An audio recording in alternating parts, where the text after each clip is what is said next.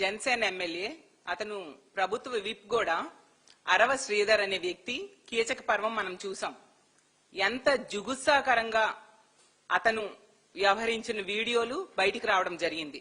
నిజంగా ఆ వీడియోస్ చూస్తే ఈ రాష్ట్రంలో ఉన్న మహిళలందరూ సిగ్గుతో తలదించుకున్నారు. అంత దారుణంగా అతను వ్యవహరించాడు. ఒక మహిళని, అది ఒక ప్రభుత్వ ఉద్యోగిని ఎంత దారుణంగా లోబర్చుకున్నాడు, ట్రాప్ చేశాడు. మోసం చేయడమే కాకుండా 5 సార్లు అబార్షన్స్ చేయించడం, బెదిరించడం, కొట్టడం. అంటే ఎంత బరి తెగించి ఈ కూటమిలో ఉన్న ఎమ్మెల్యేలు వ్యవహరిస్తున్నారో ఈ సందర్భంలో మనకు అర్థమవుతుంది. ఇలాంటి సంఘటనలు గత కొన్ని నెలలుగా ఈ కూటమి ప్రభుత్వం అధికారంలోకి వచ్చాక పదే పదే మనం వింటూ ఉన్నాము, చూస్తూ ఉన్నాము.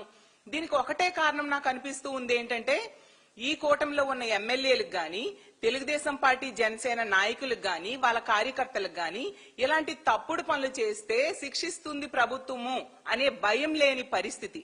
అందువల్ల ఈ విధంగా బరి తెగించి విచ్చలవిడిగా మహిళల జీవితాలతో వీళ్ళు ఆడుకుంటూ ఉన్నారు.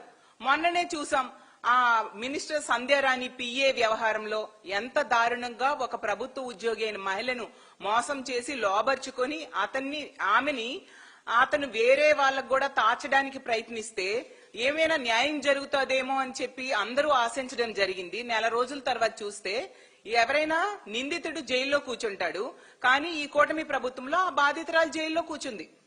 అలాంటి దారుణమైన పరిస్థితులు ఈ రాష్ట్రంలో నెలకొని ఉన్నాయి. మరి ఇలాంటి సంఘటనలు జరుగుతూ ఉంటే తప్పు చేసిన వాళ్ళని ఈ కూటమి ప్రభుత్వంలో శిక్షించకపోతే మరి ఇలాంటి వాళ్ళు ఇలాంటి తప్పుడు పనులు చేయక ఏం చేస్తారు? అలాగే మొన్ననే చూసాం, ఒక జనసేన కార్యకర్త ఏమో స్టేజ్ మీద పబ్లిక్ గా ఒక మహిళల్ని డాన్స్ చేసుకునే వాళ్ళేదో బ్రతుకు తెరువు కోసం రికార్డింగ్ డాన్సులు చేసుకుంటూ ఉంటే వాళ్ళనేమో బట్టలిప్పి డాన్స్ చేయమని పబ్లిక్ గా చెప్పాడు. మరి అతని మీద ఏమైనా కేసు పెట్టి అరెస్ట్ చేశారా? ఈ కూటమిలో ఎంతమంది నాయకులు ఉన్నారు, ముఖ్యమంత్రి గారు ఉన్నారు, పవన్ కళ్యాణ్ గారు ఉన్నారు, మహిళా హోం మంత్రి ఉన్నారు, లోకేష్ గారు ఉన్నారు. మరి ఎందుకు అతని మీద కూడా ఎటువంటి కేసు లేదు? ఇలాంటి తప్పుడు పనులు చేస్తూనే వాళ్ళ మీద కేసులు పెట్టకపోవడం వల్ల వీళ్ళు బరి తెగించేస్తూ ఉన్నారు. ఈ రాష్ట్రంలో ఈ కూటమి ప్రభుత్వం వచ్చాక అడుగడుగునా మహిళల మీద అఘాయిత్యాలు, అత్యాచారాలు, హత్యలు మనం చూస్తూ ఉన్నాము. ప్రతి సందర్భంలో కూడా ఎక్కువగా ఇలాంటి తప్పుడు పనులు చేసేవాళ్ళు ఈ కూటమిలో ఉన్న ఎమ్మెల్యేలు అవ్వచ్చు, వాళ్ళ నాయకులు అవ్వచ్చు, తెలుగుదేశం పార్టీ జనసేన కార్యకర్తలు. మన ప్రతి సందర్భంలో చూస్తూ ఉంటే ఒక్కరి మీద కేసు లేదు, తిరిగేమో ఆ బాధితుల మీద కేసులు పెట్టే పరిస్థితి.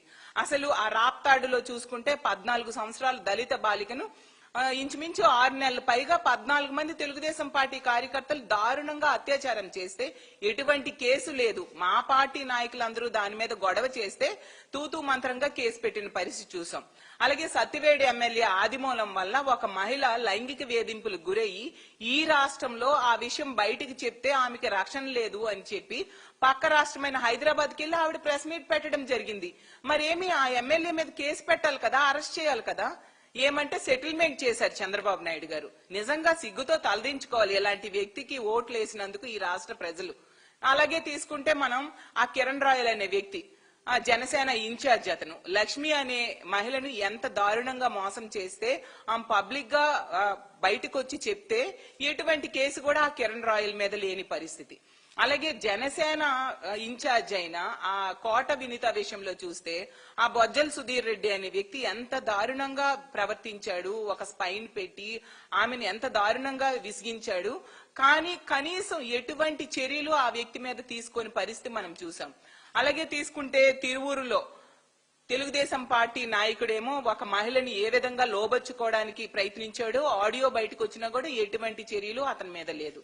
అలాగే జనసేన ఎమ్మెల్యే పంతం నానాజీ అనుచరులు ఇదే పవన్ కళ్యాణ్ గారి శాఖలో ఫీల్డ్ అసిస్టెంట్ గా పనిచేస్తున్న మహిళని ఏ విధంగా వేధించారు, ముడుపులు ఇవ్వాలి లేదంటే పక్కలోకి రావాలి, ప్రతి నెల మామూలు ఇవ్వాలని చెప్తే ఆమె ఆత్మహత్య యత్నం చేసుకోవడం జరిగింది. మరి అతని మీద ఆ అనుచరుల మీద చర్యలు తీసుకోవాలి కదా, ఎక్కడా లేదు. అలాగే తిరువూరు ఎమ్మెల్యే అయిన ఆ కొలిగిపూడి శ్రీనివాస్ అనే వ్యక్తి వేధింపుల వలన ఒక మహిళ విఆర్ఓ ఆ రోజు ఆత్మహత్య యత్నం చేసుకోవడం జరిగింది. భర్తని ఆమెని వేధిస్తున్నారు అని చెప్పేసి.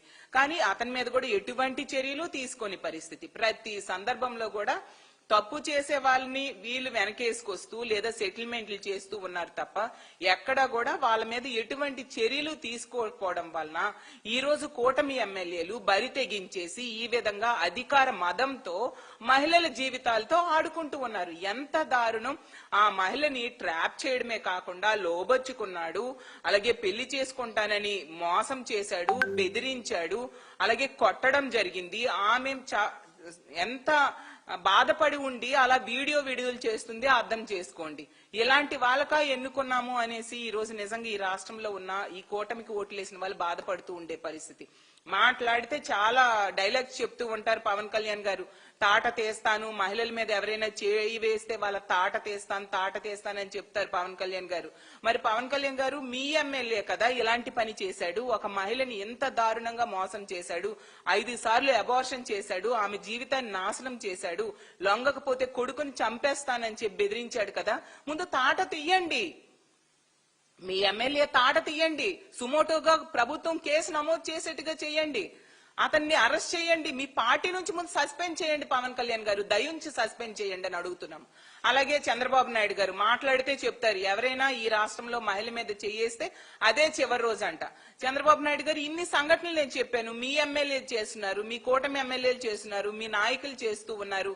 మహిళల మీద చేయడం ఏంటి, వాళ్ళ మీద అత్యాచారాలు చేస్తున్నారు, హత్యలు చేస్తూ ఉన్నారు. మీరు ఎవరికి అదే చివరి రోజు అయ్యేట్టుగా చేశారు చంద్రబాబు నాయుడు గారు అని నేను అడుగుతూ ఉన్నాను. డైలాగ్స్ ఎవరికి కావాలి? చర్యలు తీసుకోండి, శిక్షించండి తప్పుడు పని చేసేవాడికి. ఇంకొకటి అలాంటి తప్పుడు పని చేయకుండా భయపడతారు.